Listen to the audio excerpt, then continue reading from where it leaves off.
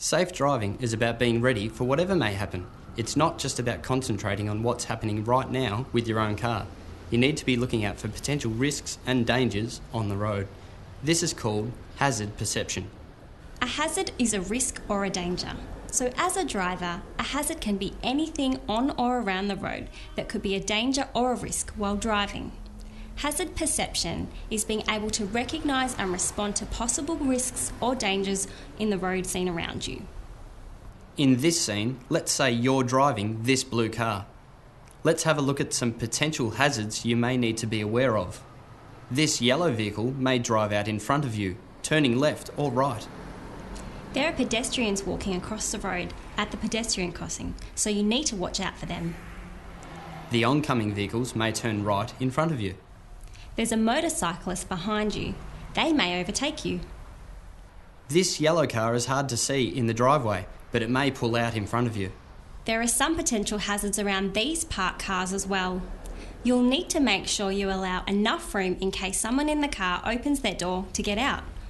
Or one of the cars may pull out into the traffic ahead of you. Also, keep an eye out for pedestrians who might be waiting in between the parked cars to cross the road. They can be hard to see.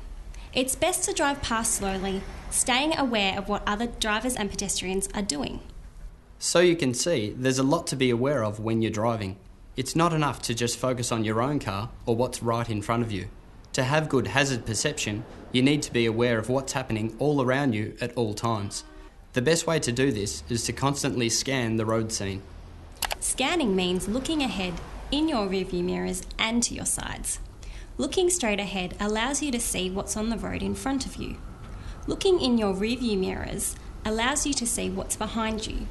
You should adjust your rear vision and side mirrors so that what you see in them overlaps. In many cars, it helps to adjust your side mirror so that you can just see the rear door handle in it.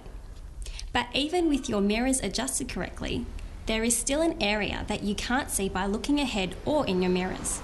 This area is called your blind spot. This is because if anything is in this area, you can't see them.